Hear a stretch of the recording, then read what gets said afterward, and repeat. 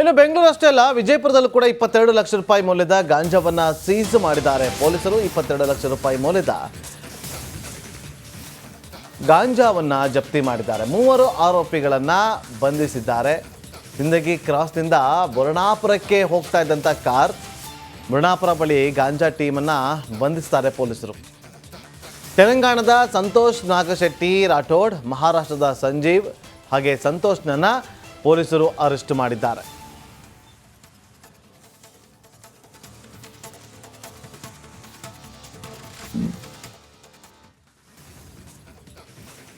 ಕಾರಿನ ಮೂಲಕ ಬೆಂಗಳೂರಿಗೆ ಇವರು ಗಾಂಜಾವನ್ನ ಸಾಗಾಟ ಮಾಡ್ತಾ ಇದ್ರಂತೆ. ಬೆಂಗಳೂರು ಮತ್ತು ಕೇರಳದಲ್ಲಿ ಮಾರಾಟ ಮಾಡುವ ಬಗ್ಗೆ ಪ್ಲಾನ್ ಅನ್ನು ಕೂಡ ಮಾಡಿಕೊಂಡಿದ್ದಲ್ಲದೆ ಟಿಂಟ್ ಗ್ಲಾಸ್ ಕಾರ್ನಲ್ಲಿ ಗಾಂಜಾ ತುಂಬಿ ಅದಕ್ಕೆ ಬೆಡ್ಶೀಟ್ ಅನ್ನ ಹಾಕಿ ಅದರಿಂದ ಕವರಿಂಗ್ ಮಾಡಿ ಯಾರಿಗೂ ಕೂಡ ಸುಳಿವು ಸಿಗದಂತೆ ಇವರು ಸಪ್ಲೈ ಮಾಡ್ತಾ ಇದ್ರು. ಈ ಮಾಹಿತಿಯನ್ನ ಆಧರಿಸಿ ಗೋವಿಂದಪುರ ಪೊಲೀಸರು ದಾಳಿಯನ್ನ ಮಾಡ್ತಾರೆ. ದಾಳಿ ಮಾಡಿದಾಗ ಇಷ್ಟೂ ಪತ್ತೆ ಆಗಿದೆ, 318 kg ಗಾಂಜಾ.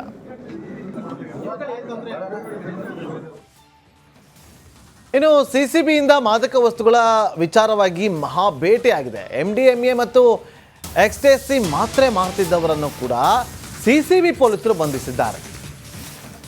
ಬೆಂಗಳೂರಲ್ಲಿ 2 ವಿದೇಶಿ ಪೆಡ್ಲರ್ಗಳು ಅರೆಸ್ಟ್ ಆಗಿದ್ದಾರೆ.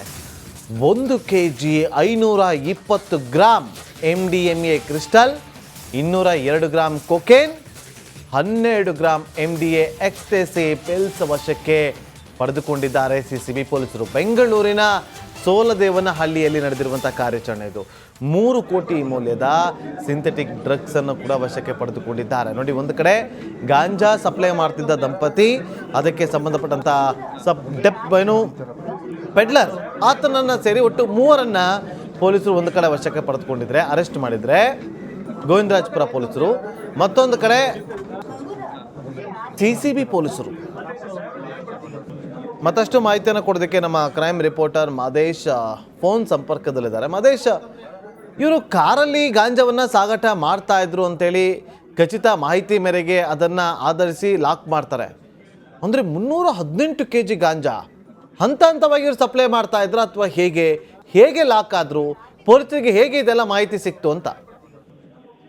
ನಾಗೇಂದ್ರ ಬಾಬು, ಮೇಲ್ನೋಟಕ್ಕೆ ಈ ಒಂದು ಗ್ಯಾಂಗ್ ನ ಒಂದು ಮಾರ್ಕೆಟ್ ದೊಡ್ಡದಿದೆ ಅನ್ನುವಂಥದ್ದು ಪೊಲೀಸರಿಗೆ ಈಗ ಸದ್ಯಕ್ಕೆ ಒಂದಷ್ಟು ಅನುಮಾನಗಳನ್ನ ಮೂಡಿಸಿದೆ.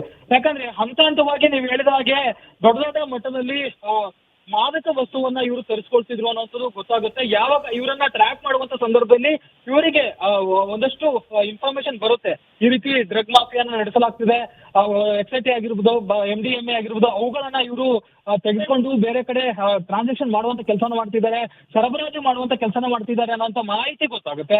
ಅದರ ಆಧಾರದ ಮೇಲೆ ಆರೋಪಿಗಳ ಮೇಲೆ ಸಿಸಿಬಿ ಪೊಲೀಸರು ಕಣ್ಣಿಟ್ಟಿರ್ತಾರೆ. ಯಾವಾಗ ಆರೋಪಿಗಳ ಮೂವ್ಮೆಂಟ್ ಗೊತ್ತಾಗುತ್ತೆ ಆಗ ಅವರನ್ನ ಲಾಕ್ ಮಾಡೋದಕ್ಕೆ ಅಂತ ಹೇಳಿ ಕಾರ್ಯಾಚರಣೆಯನ್ನ ಶುರು ಮಾಡುವಂತ ಕೆಲಸವನ್ನ ಮಾಡ್ತಾರೆ.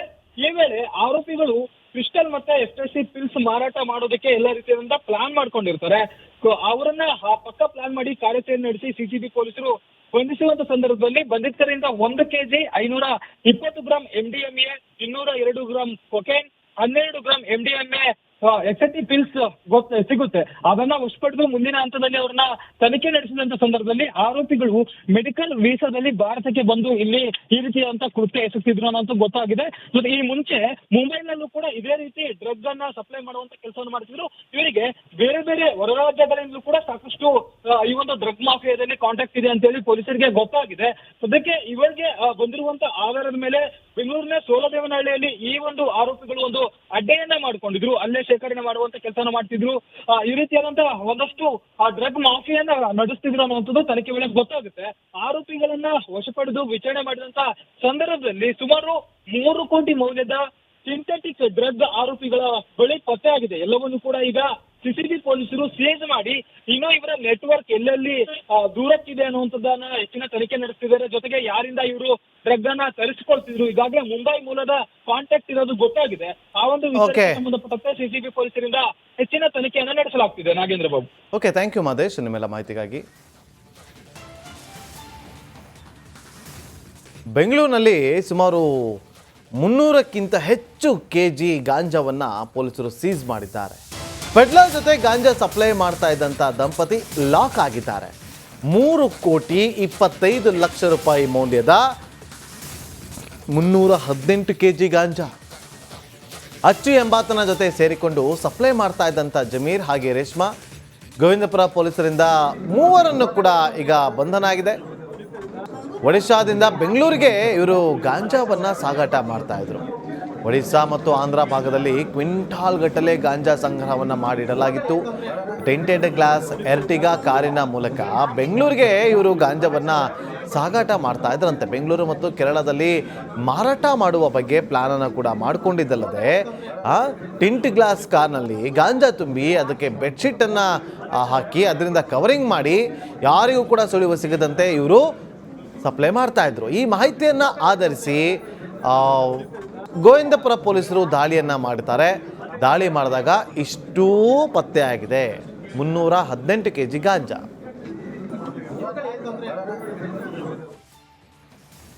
ಇನ್ನು CCBಯಿಂದ ಮಾದಕ ವಸ್ತುಗಳ ವಿಚಾರವಾಗಿ ಮಹಾ ಭೇಟಿಯಾಗಿದೆ. MDMA ಮತ್ತು ಎಕ್ಸ್ಟೇಸಿ ಮಾತ್ರೆ ಮಾಡ್ತಿದ್ದವರನ್ನು ಕೂಡ CCB ಪೊಲೀಸರು ಬಂಧಿಸಿದ್ದಾರೆ.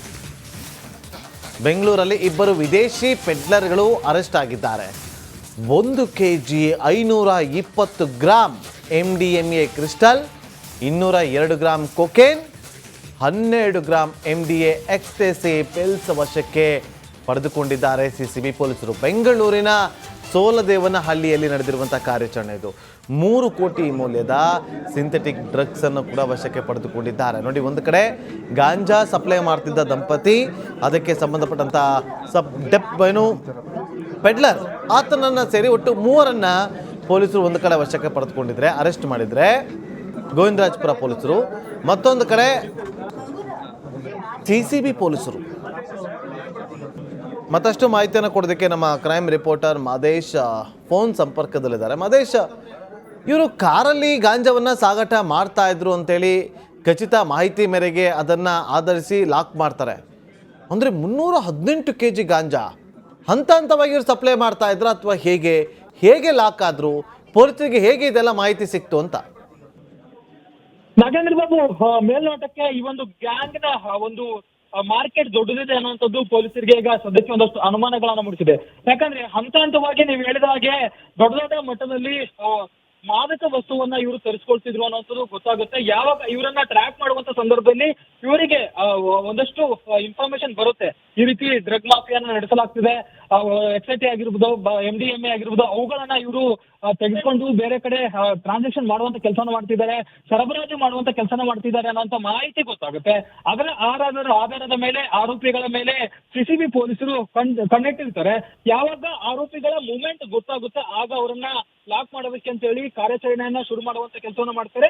ಈ ವೇಳೆ ಆರೋಪಿಗಳು ಕ್ರಿಸ್ಟಲ್ ಮತ್ತೆ ಎಕ್ಸ್ಟಸಿ ಪಿಲ್ಸ್ ಮಾರಾಟ ಮಾಡೋದಕ್ಕೆ ಎಲ್ಲ ರೀತಿಯಿಂದ ಪ್ಲಾನ್ ಮಾಡ್ಕೊಂಡಿರ್ತಾರೆ.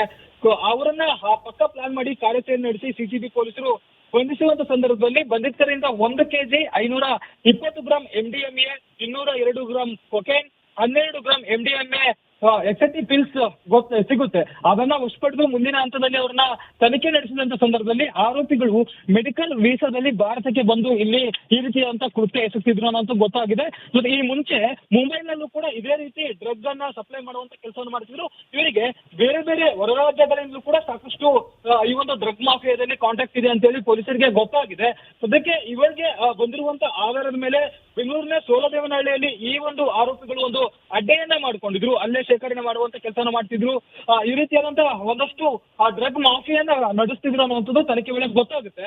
ಆರೋಪಿಗಳನ್ನ ವಶಪಡೆದು ವಿಚಾರಣೆ ಮಾಡಿದಂತ ಸಂದರ್ಭದಲ್ಲಿ ಸುಮಾರು 3 ಕೋಟಿ ಮೌಲ್ಯದ ಸಿಂಥೆಟಿಕ್ ಡ್ರಗ್ ಆರೋಪಿಗಳ ಬಳಿ ಪತ್ತೆ ಆಗಿದೆ. ಎಲ್ಲವನ್ನೂ ಕೂಡ ಈಗ CCB ಪೊಲೀಸರು ಸೀಜ್ ಮಾಡಿ ಇನ್ನೂ ಇವರ ನೆಟ್ವರ್ಕ್ ಎಲ್ಲೆಲ್ಲಿ ದೂರಕ್ಕಿದೆ ಅನ್ನುವಂಥದ್ದನ್ನ ಹೆಚ್ಚಿನ ತನಿಖೆ ನಡೆಸ್ತಿದ್ದಾರೆ. ಜೊತೆಗೆ ಯಾರಿಂದ ಇವರು ಡ್ರಗ್ ಅನ್ನ ತರಿಸಿಕೊಳ್ತಿದ್ರು, ಈಗಾಗಲೇ ಮುಂಬೈ ಮೂಲದ ಕಾಂಟ್ಯಾಕ್ಟ್ ಇರೋದು ಗೊತ್ತಾಗಿದೆ. ಆ ಒಂದು ವಿಷಯಕ್ಕೆ ಸಂಬಂಧಪಟ್ಟಂತೆ CCB ಪೊಲೀಸರಿಂದ ಹೆಚ್ಚಿನ ತನಿಖೆಯನ್ನ ನಡೆಸಲಾಗ್ತಿದೆ. Nagendra Babu. Okay, thank you Madesh ನಿಮ್ಮೆಲ್ಲ ಮಾಹಿತಿಗಾಗಿ.